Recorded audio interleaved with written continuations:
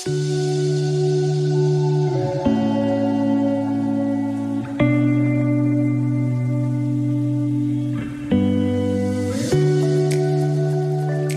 everybody. How's Good it to going? see you. Welcome back. Glad you guys are here. We are in your face with Matt and Lisa. Unraveling in your face. There tonight. you go. That's how it's going to be. That's right. Well, thank you guys again for joining us on this next episode number 5. It is Whoa, 5 a full weeks. hand. That's right. A whole hand. Just Yeah. like we told our kids when they turned 5. It was a whole 5. hand. They're We're a a whole whole hand. hand in weeks right now on Unraveled. So thank you guys again for helping us do this. So, all right. Well, I mean, we've covered some cool stuff in the past couple of weeks, some very personal stuff with our family, our kids, our girls, and cystic fibrosis, the journeys that come along with that. So we're going to jump away from that today and kind of talk about our experience in ministry, what that looks like in 22 years of being married. Now, we were also in ministry before we were married together. We were. In youth ministry. And so, man, there's so many great memories, so many great things we've had the chance to be a part of in different churches. But there were also some rough battles along the way, some tough journeys that we had to heal from. And so today we want to talk about what that looks like. What does healing from church hurt looks like? What does church hurt look like in general? Mm-hmm. So let's get started. It's going to be boy. It's going to be a sensitive topic. I feel like it might touch some nerves. Yeah, and if you haven't sat down and had a cup of coffee yet, now might be the time to grab a cup of coffee and some of you might get need something cozy. Stronger, but that's okay. It's time to get cozy. Let's get real and let's unravel church hurts. Absolutely. This will definitely be a much harder topic for us to talk about and to share our stories because, when you go through a church hurt, those scars are things you carry with you always. And so we have endured a lot of those and walked through a lot of those. Some of those we are still healing from today. Those wounds have not fully healed. And so we are going to be super raw and transparent with those things. But we will say that we will leave out names to protect the innocent and not so innocent. Yeah. But we do want to make sure that we are very careful with that. We know many of you have actually walked these journeys with us. You have been in ministry with us. And so we also want to be respectful of that and cautious of that. Yeah, and our goal here isn't to bash church. It's not to bash church ministry at all. If that's your calling, we are right there with you. We're working, we're rowing alongside you there, hopefully in the same direction for sure. But again, we don't want to bash the church or make anything negative as far as how that looks, especially for people who are going to church, who are part of churches and just, living life like normal and love the church, because we do. We love the church. We love ministry. And, even so many times that we have been hurt and that we've experienced hurt as a couple or as individuals, we're still doing this. We still love being a part of God's church, and we love seeing what church can do, when it's lined up biblically, when it's doing what it was created to do so long ago. So, all right, so let's jump into this and talk about this. I mean, what you want to? Should we talk about our very first church hurt experience and what it felt like? Sure. Okay. Get going. All right. You do it. Okay. Go, husband. I guess she's putting it all on me. Well, I would say probably our first full-time church experience was one of our toughest battles. Mm-hmm. And so, I don't want to get into too many details about it, but it was, our first full-time experience, but it also didn't end well for us. Correct. Because it ended on a negative experience and us parting ways and never really having any communication again from that point. Mm-hmm. So, why don't you want to talk a little bit about what that looked like for you as a wife at the time? Yeah, I think for me, because I really wasn't involved in the church ministry at that time. Our children were very young, and so I was, very busy with them, and so I wasn't involved in the church ministry as much. I would serve occasionally, in I had my weekly, bi-weekly rotation that I would serve. But my job at that time was to be your helpmate and to be your support. And I think the hardest thing for me as we went through this was trying to support you well and to bite my tongue, because I have a real problem with being honest and transparent to a fault at some points. I don't like to candy coat things. And I would say you don't have a problem being honest. Yeah, you say you have a real problem with it. I believe you don't. So I believe it is a spiritual gift true. of honesty. But I feel like at that time especially, God has really worked on me in taming my tongue over the years. But at that time specifically, it was very hard for me as we walked through that to pick my words carefully and also to support you the right way and not to be the wife that was saying, you deserve better. Why are you letting them do this? Why are we doing this? This is ridiculous. We shouldn't be part of this. And so I think there's that side of it for me that was very challenging as your wife and helpmate to truly be helpful instead of hurtful, when internally I was like, what the actual heck is going on? This sucks. And so, yeah, I think for me that was one of the biggest things. And then also making sure that the hurt that was being caused to you, I had to try to guard my heart in that as well, because that was starting to pour into me. Yeah. And so, yeah, it was fun. So I look back and I think one of the bigger words that popped into my mind the most that we got to talk about, that we've talked about over the years, and how it became, we started laughing about it and we started making jokes about it, but it was that word perception.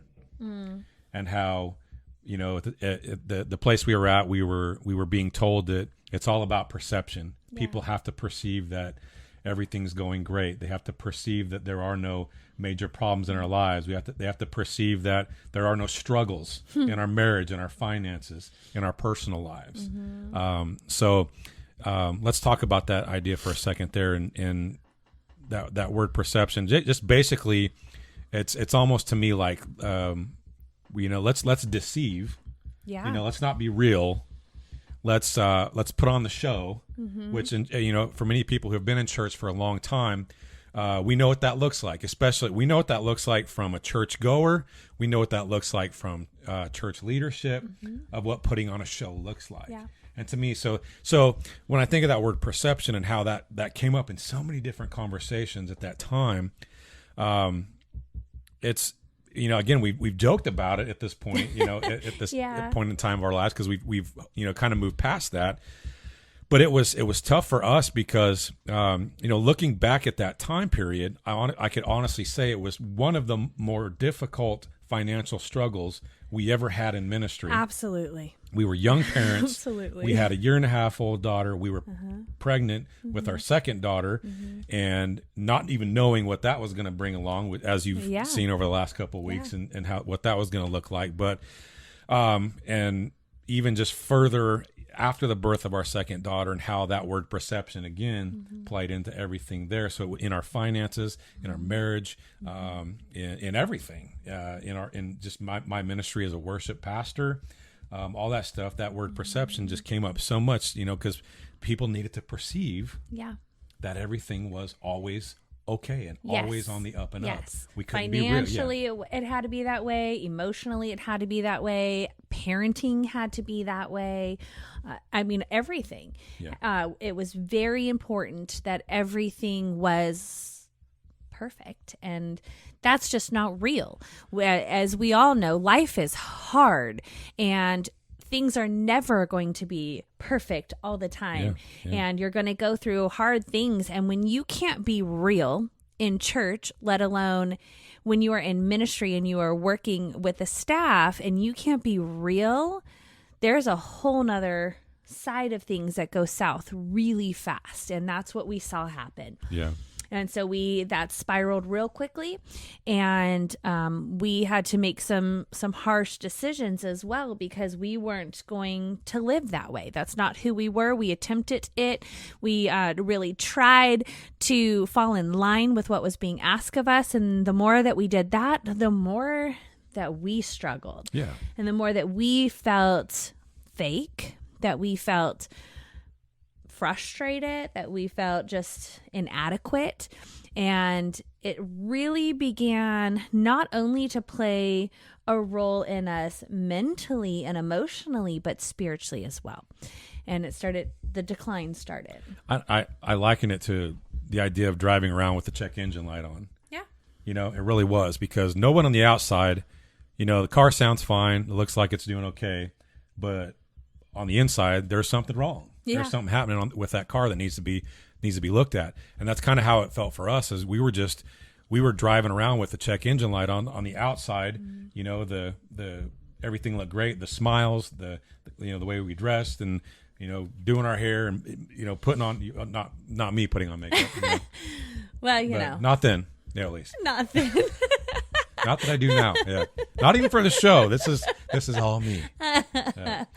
No, but just the fact that we did everything we could to again, putting on the mask, that figurative thing that we've always heard about in church growing up, putting on the facade that everything was okay while things were breaking down inside, because we couldn't get it fixed. We weren't allowed to talk about it. We weren't allowed to share it, and we weren't allowed to be real and honest. And I think for so much of our time in that church, that's really one of the major things that weakened us. Absolutely. Was having to just stay quiet all the time and not ask for help, and keep that pride up, and try to run it as we know what we're doing.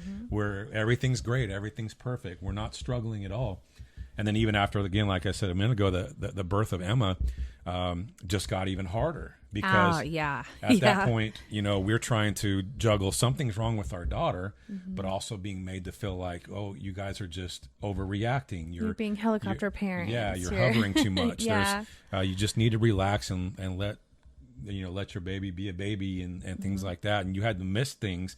You had to miss out on major events and retreats and all that kind of stuff, because you had to stay home with our daughter, because something was just obviously wrong. And she was sick all the time. So those things again played into that. Now, disclaimer here. We don't have a script in front of us. I'll look at my computer from time to time, but we are totally and absolutely unscripted in everything we do each and every week. So we may rabbit trail off, and we may kind of go back and forth here, looking at it from a churchgoer standpoint to being on leadership standpoint. And so I just want to put that out there, that these unraveling just means we are having those raw moments, those real moments. And these are things we've laid in bed at night talking about till 3 a.m. Because a year or two later, or 10 years later, something triggered us, and there was a moment where it's like, oh my gosh, God, that reminds me when we were back at that one church, or when we were back in that one area of ministry, and I'm really having a bad night. I can't sleep. I'm really bugged right now. And I feel like often what that is doing, that's us carrying, and that's the hard part about church hurt is carrying those things from church to church. If they're not taken care of, if they're not talked about, if they're not laid down and left behind. So that's part, again, why we want to talk about this, because some of you that are listening, we know many of you on our Facebook pages, and many of you that listen, you are in church ministry. Yeah. And you are most likely you've had a negative experience at another church, and you're bringing that from church to church, or you're bringing that from your last church. And I'm 100%, 110% guilty of doing that. My wife would, she's probably going to nod her head as I say this, but man, I could really let things just eat at me like crazy from something that happened 5 years ago, or something that happened where we were at before we moved to Texas, or things like that. And I'll just let it ruin my day. Right? I mean, I'm good at letting things ruin my whole day. Amen. Yeah. Oh, no. I think we all do that, though. Yeah. I think that when there is something that triggers us, something that when those things hit us, And we have that moment of remembrance of the pain and the hurt, that it doesn't matter where you are in life and how many times you've walked through healing, or you've went through counseling, or you've, talked through that it will still affect you, because those scars are permanent. They don't go away. The scars that you carry, especially from church hurts, are ones that are visible, that you see. And no matter how much cover up you put on and makeup you try to put on, they are still there. And so even on those, great days, there might be something that triggers that, and you just have that flashback, and then you've got to just heal again. And I think that's, it's part of what you're mentioning here, is that, yeah, there's days that are hard that we have to stop for a minute and refresh and remember how good God is and what he's taken us through and the lessons that he's taught us, and remembering that sometimes those hard things that we went through were lessons for us to learn, and God needed to teach us and train us and help us become who we are today. But other times we went through those hard things because he used us to teach other people. Yeah. And if we keep that in the forefront of what we're doing, we can overcome them a lot easier. When we just want to wallow, and, typically we're very lucky, because if Matthew is struggling, then I'm great. And if I'm struggling, then he's great. And so we're able to balance one another. And so I would say, in the middle of dealing with church hurts, having that person to bounce that off of, whether it's your spouse or your best friend or maybe your counselor or whatever that looks like, that person is going to help keep you grounded. And in the church hurts that we have experienced, it has been that unity between us that has kept us grounded, even in the middle of the hard.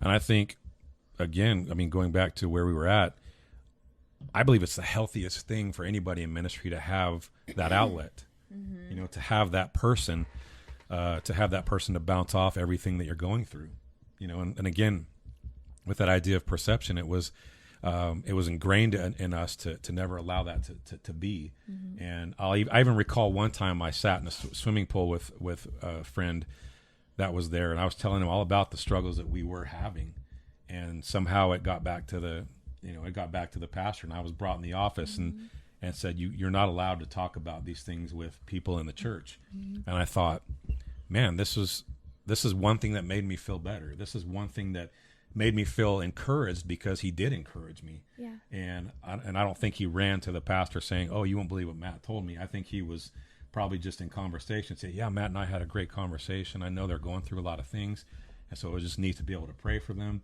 And that got translated into me saying things I shouldn't have been telling a person in the congregation, and I just disagree with that. Mm-hmm. I disagree that anyone in leadership, we don't have to run around with our heads hanging down with, big black circles under our eyes, walking around, woe is me, life is miserable. I hate everybody and everything. I don't think it's about that at all, but I think there are times where we do need to have that person to talk to. We do need to have that outlet, whether it be a friend or, again, a spouse. Perfect, because you should be best friends with your spouse. And so that is one great thing, but having another great friend or mentor that you can talk to these things about, I believe that's imperative to success in ministry, because I think about the idea that, and I've heard it said before, but, ministry it's something you shouldn't consider a career, but rather a calling. Yeah. Ministry is a calling. It's not a career. Definitely I don't think anybody should just, graduate high school and start looking down a list of things. Oh, I like that. Oh, a pastor. I think I'm going to do that. I'm going to be a pastor as my career. And jumping into that, I think most people would find that, wow, okay, now I get it.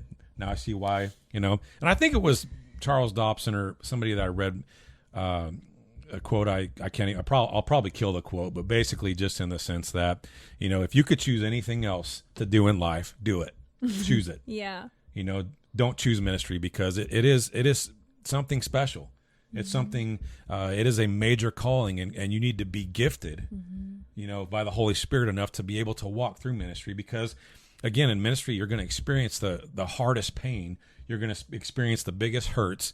You're probably going to experience some of the biggest insults that you're ever going to get in your life too. I know I have, from the way I look, from the clothes I've worn down to wearing too much plaid, down to having my beard too long, down to my tattoo showing, down to anything, And so, I've been insulted, to my face and on paper. Yes. I know what that feels like.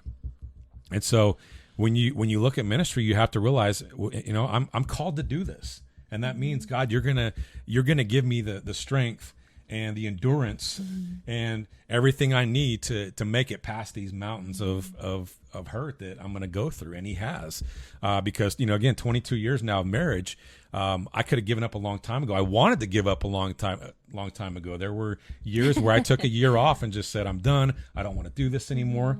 But man, that tug at my heart, that tug at my spirit that always pulled me back into doing what God's called me to do is always there. And it was always there, and it's still there today, even in the midst of the negative things that we may go through. So, man, let that be an encouragement to anyone listening today that if you've made it this far, if you've made it this far, you are called. God has gifted you with the strength and the wisdom and the endurance and all that you need to be successful in ministry. If you've made it this far, if you made it 10, 15, 20, 50 years. Hey, if you've made it a year, and you're still having that call and that pull on your heart to keep going, even in the struggles, even in the days that you want to quit. I'm pretty sure that I have quit at least 10,000 times in the last 25 years, where just on a Sunday you're like, that's it, I quit. I don't want to do this anymore. And we just spoke with a pastor that said, I quit every Monday morning, right? We did. And by noon on Monday, the fire's back. So I actually appreciated that, because we have definitely felt that way. And, I think that that's just part of it. I think that in every job, it's not just ministry, but how many times, even if you're, I worked at Starbucks when we were in college, and I'm pretty sure that I quit at least 50 times, even when I was there, in my mind, and maybe even audibly at times, because I didn't want to make that drink anymore, whatever that means. And, so I think in all of our jobs that there's going to be times where we just throw our hands up and we say, I quit. And that doesn't mean I quit God. It means I quit what we're dealing with. And, when you are in ministry, you are in the people business. You are in the business of serving people. And people are broken. We are broken. I distinctly remember a time we took the girls to the beach, and we were walking on the beach, and Emma wanted to collect sand dollars. I actually still have the sand dollar. And so she was collecting sand dollars, and she kept picking up all of the broken sand dollars. And I was like, sis, what are you doing? Like, let's find all the whole sand dollars. That's what we're out here looking for. And she was holding this broken sand dollar, and she looked at me. I think she was 6 or 7. And she looked at me and she's like, but Mom, we're all broken. And that is why ministry exists, because we are all broken. And Jesus came to save us from that. He came to redeem us and to give us life and hope. And that's why we're here. That's the calling that is on our life.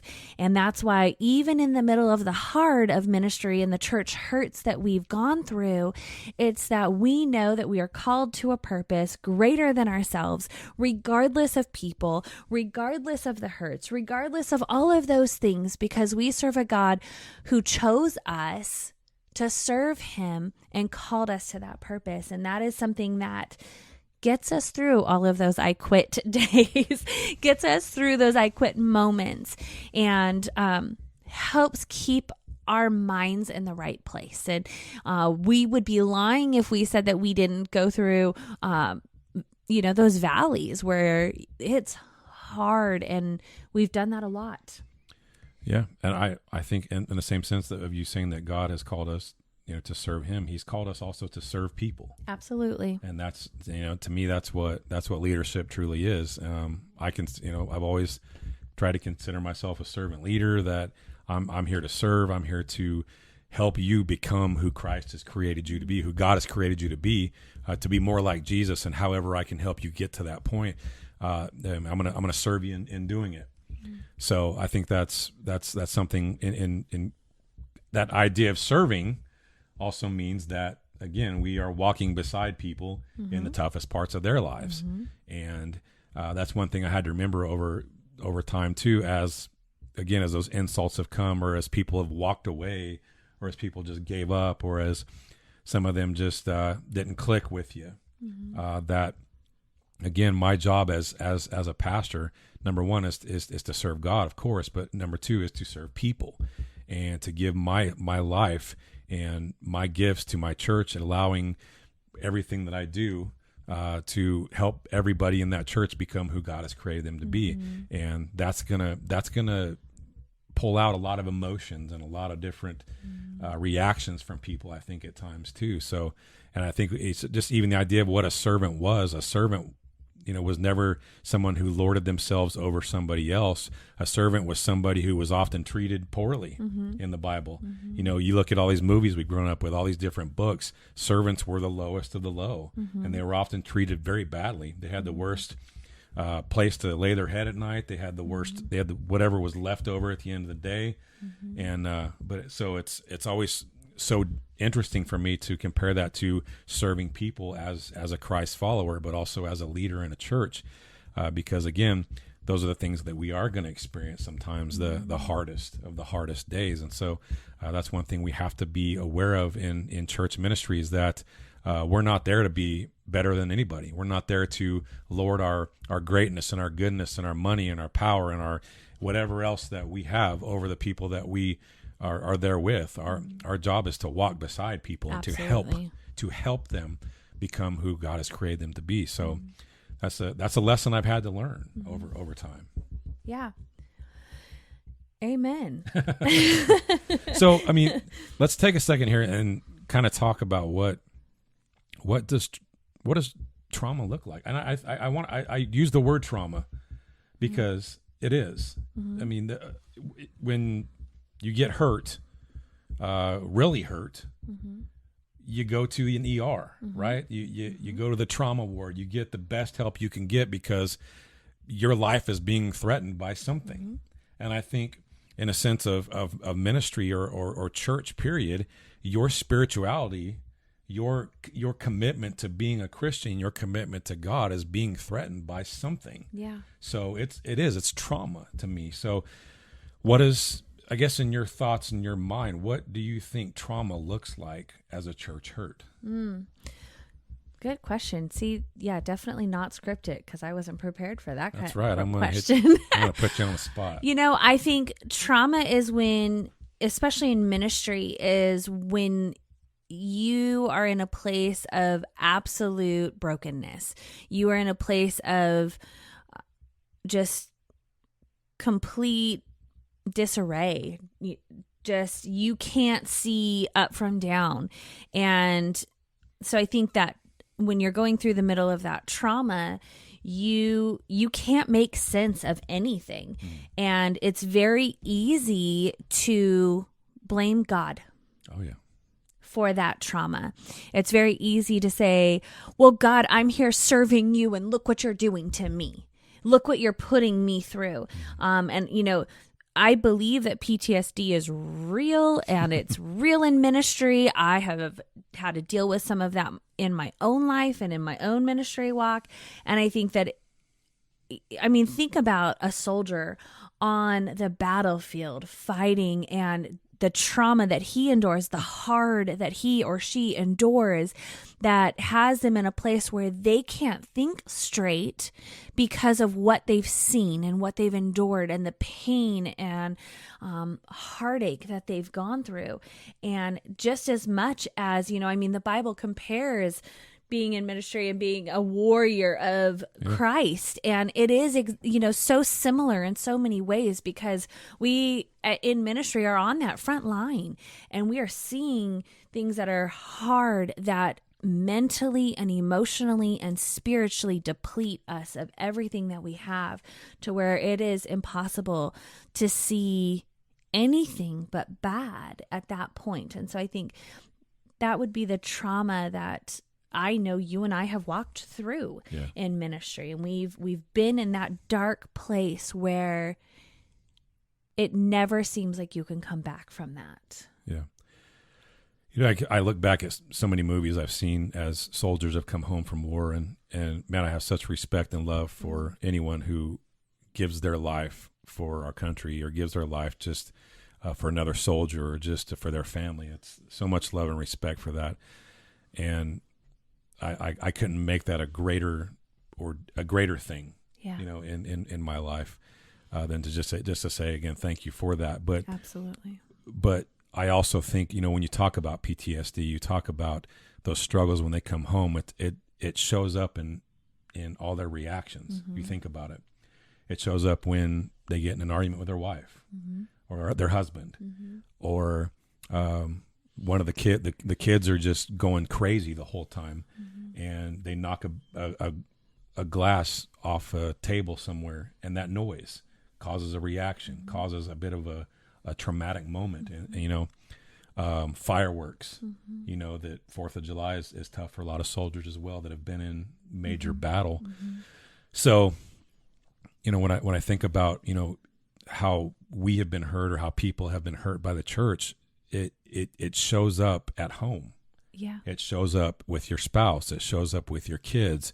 It shows up when you go to the grocery store. It shows up when you're standing in line at Walmart and there's 5 people ahead of you. It shows when, you know, that poor old lady at the front of the line is, you know, counting her pennies while you're just, you know, you're angry. It shows up everywhere. And it's amazing how, to me, that's the idea of trauma. That's what church trauma has looked like in my life, because it didn't just affect how I saw church. It affected how I saw everything. Absolutely. I saw everything red half the time because I was so angry with something that happened at a church that I was seeing red when I was at a grocery store, or when I was dropping my kids off at school and then there were 15 cars ahead of me not going fast enough for me, you know, or in traffic or anything like that. And so that's how I have always kind of taken church trauma from my standpoint. Is it's made me bitter, it's made me angry, but it's oftentimes it wasn't, you know, and I could go to church on Sunday and, you know, a different church or something, stand next to my wife and lift my hands and sing a song, clap my hands, and walk out there saying, man, I really like that church. I liked that message. The worship was great. But in a sense, you know, my anger wasn't put towards the church. My anger would come out when I'd go home, or when on the way home, or when I'd go to my job, or when anything like that. And so to me, it's so weird how that trauma does show up. And when I think about, again, like you were saying a moment ago, with that PTSD of a soldier, and I would never possibly even try to minimize. There we go. Minimize what they've gone through and what they battle coming home from a tour or something like that. But there's times where you can be like, man, I get it. Yeah. I get it. I know it's not as extreme, and I know it's not as painful, but wow, it's amazing to me how I will react to something that has nothing to do with my kid, or nothing to do with my spouse, or nothing to do with anybody at that grocery store or at work. And it's all because I was mad. I'm still carrying this anger from how hurt I was, from my former pastor, or from my from a former leader.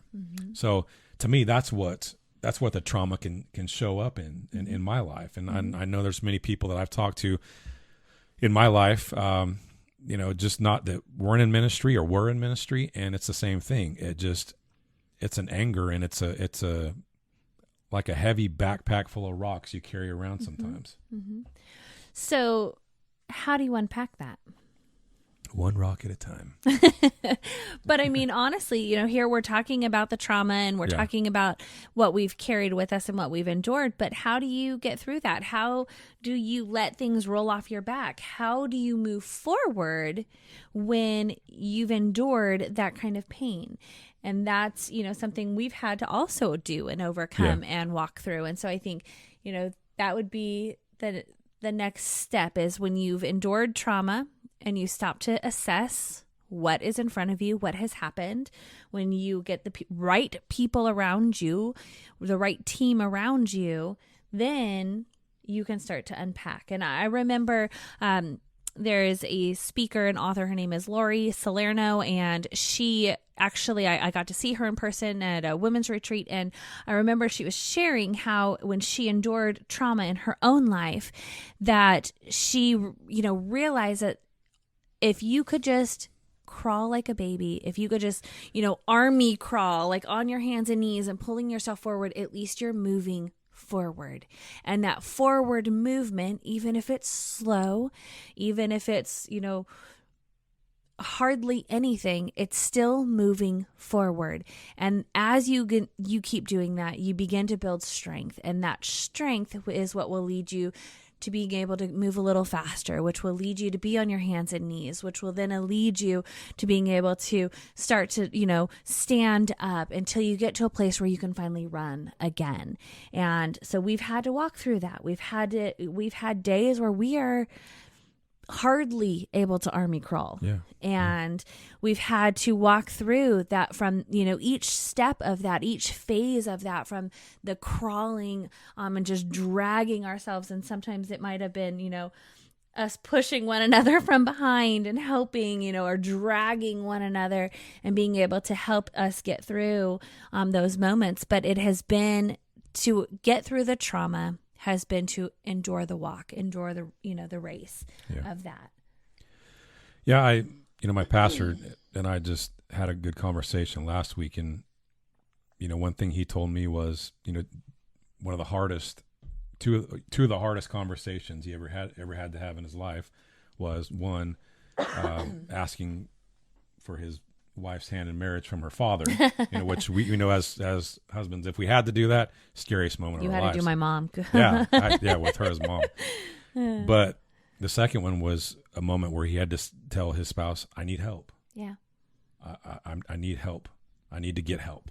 Mm-hmm. And I think for us guys, again, that's always a pride issue because we want to be the breadwinners. We want to be the priests of our household. We want to be the kings of our castles and all that fun stuff. And for us sometimes to realize that we are failing.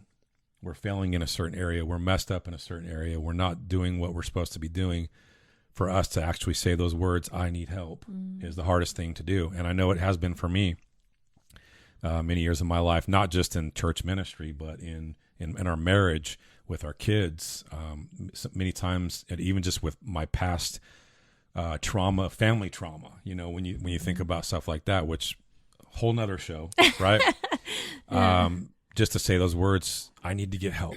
I need to get help, because it's one thing. It's beautiful when you have a wonderful relationship with your spouse to be able to share anything and everything with them. And if you do that, good on you. That's awesome. That's what being married's about.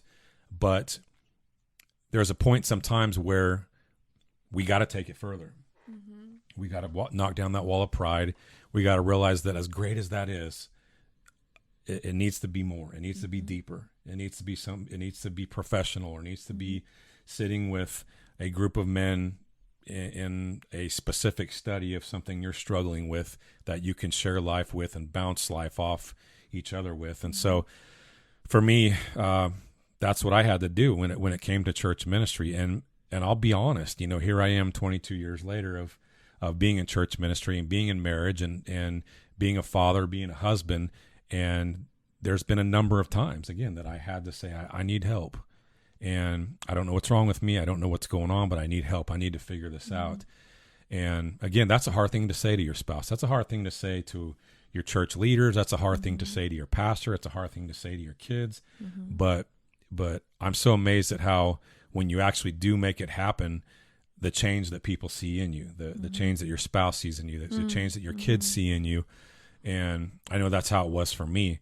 And, I've had to sit in counseling and talk about, as I'm talking about ministry, as I'm talking about being angry with God, or how I'm tired of this, why I keep jumping, why it seems to only be a year and a half that I'm in ministry and then I move on to something else. I had to sit in professional counseling telling a pastor this, and then all of a sudden I'm talking about old family history and I'm red in the face, angry.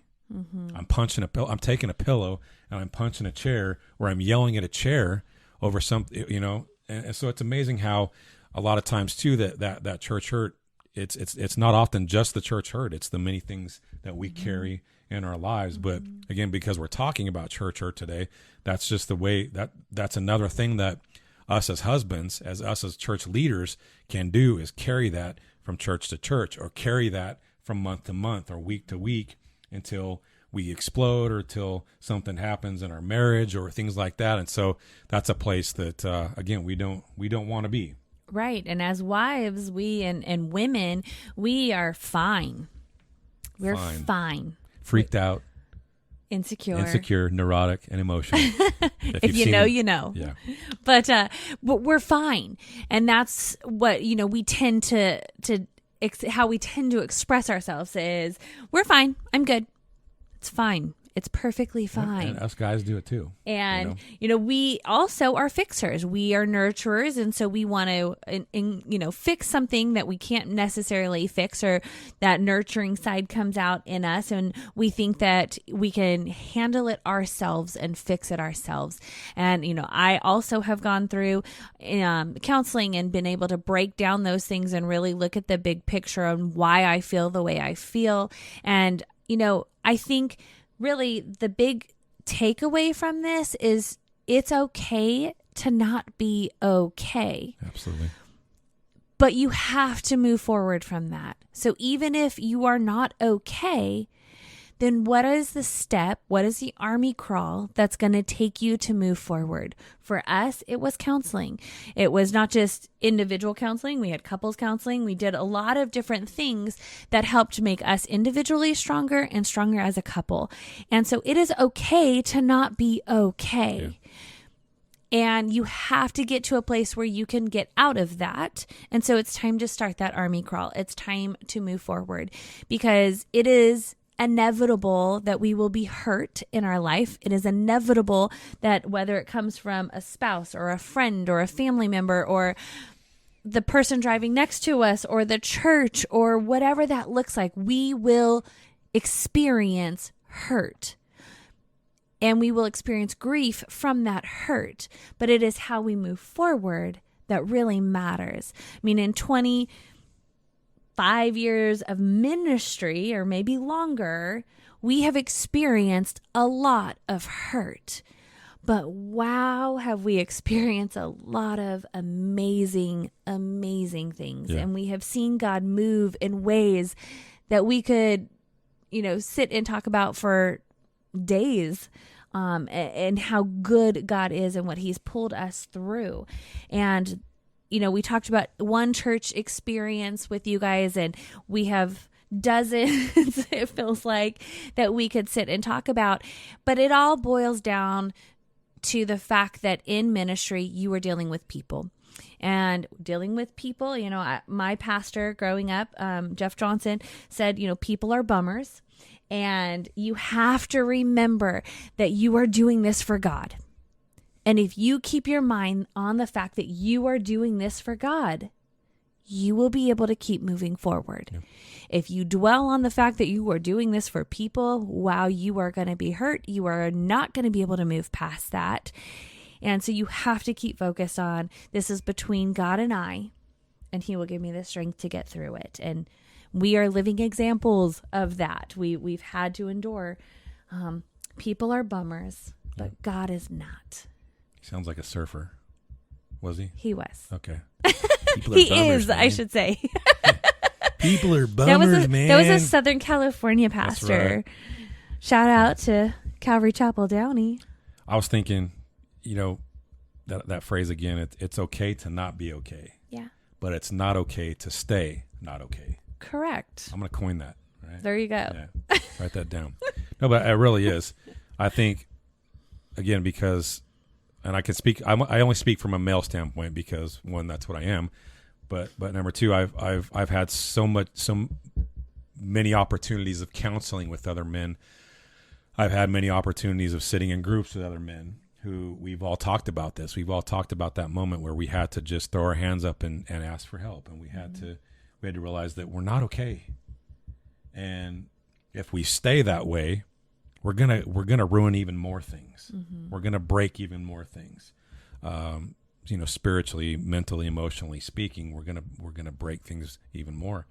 So, so as a husband, as a father, as a man, that's the one thing I have to recommend is we have to knock down that wall of pride and literally find help. Mm-hmm. And we just have to do it.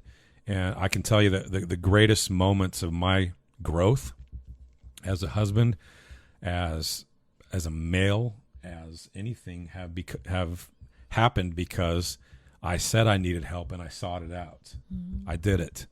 And maybe that was sitting in a group, or maybe that was paying for, counseling, or even being part of churches that knew I needed it and paid for it for me. Mm-hmm. Praise the Lord for that. Yeah. So, but just to sit and talk, and a lot of people think, it feels like AA, or it feels like, I got to go sit in a Narcotics Anonymous group, and I got to say these 12 things, or I got to say the Serenity Prayer and be all weird. But man, to be honest, and those are absolutely amazing programs between Celebrate Recovery mm-hmm. and we've been part of them. Yeah, absolutely. And all these amazing and Remedy, like we have at our church, and so many programs that are designed for these specific things. But in those moments that we are so overwhelmed with one specific thing, man, what a freedom it is to sit and talk with other people that are walking the same road you are, mm-hmm. and to just have the moment to be honest and be real and be raw.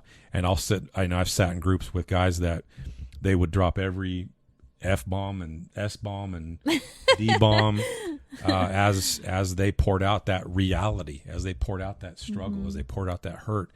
And then to watch tears fall from their faces, and to have tears falling from my face as I was surrendering something that I've been holding on to for so long. There is so much stinking freedom in that. And that's been my biggest source of healing from the deepest hurts in my life, and even from some of the deepest hurts that I've caused other people, my spouse, just that things that have happened along the road of life. So that's my biggest recommendation. Yeah, and I know it sounds so cliche. Go get help, but man, it's one thing to say it. Yeah, it is one thing to say it as a husband, father, man, wife, mother, grandmother, all that stuff. It's one thing to say it, but to actually take that step mm-hmm. and get out there and do it, there's so much freedom. Absolutely. And I think that, like you mentioned, it's going to be like AA or any of those things. I think that's just the excuse that we use. It's what we, try to throw up. Well, I don't need that. I don't struggle. I don't have an addiction. Yes, you struggle. Yes, you have issues. We all have issues. Actually, we have shirts that say, I have issues.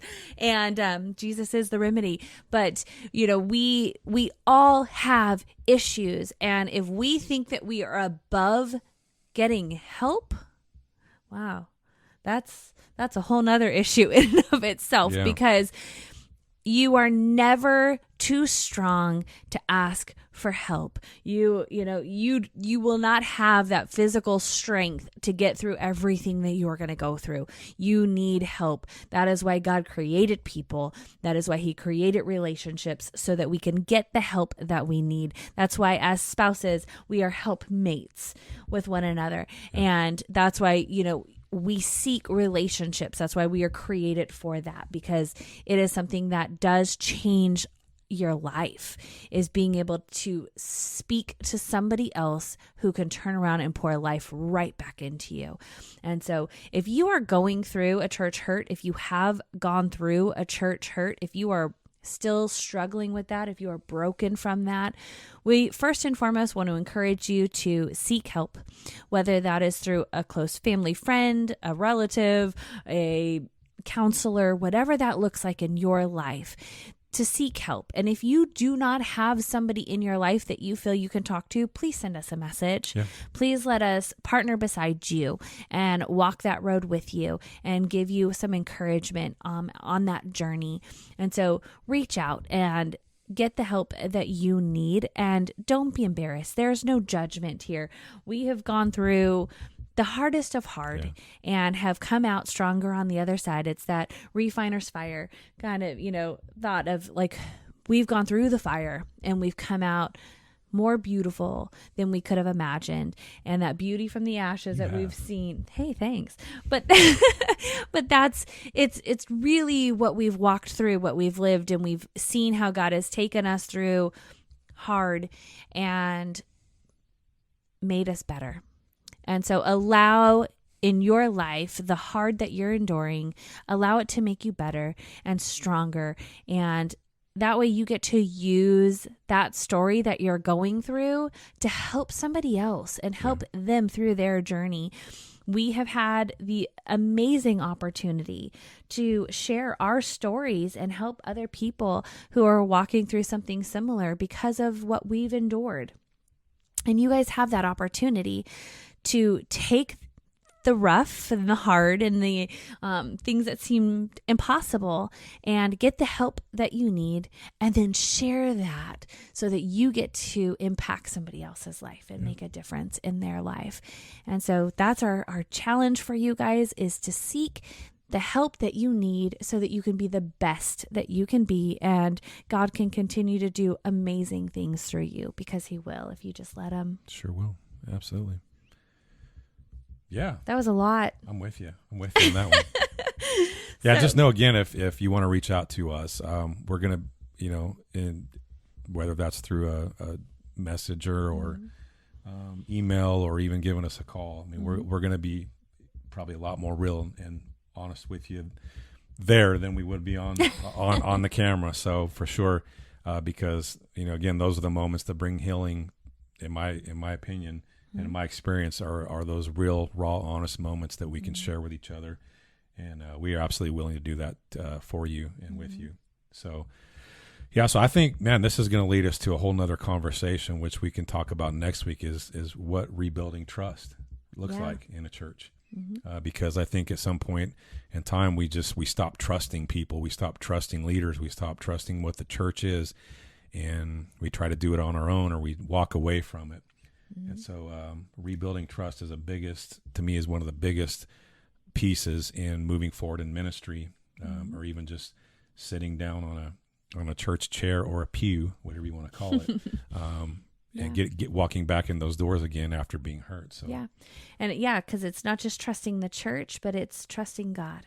And it's really easy when those church hurts hit that your trust in God also is hit. That's right. And so I think that would be a great. That's right. Find out next week right here. Yeah.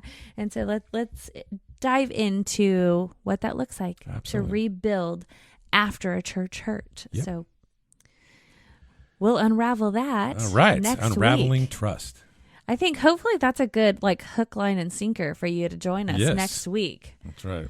That wasn't planned, but I think that works out just real like the well. Old Dukes of I'm going to date myself here, but the Dukes of Hazzard show. Find out next week when Bo and Luke, how it all plays out for them.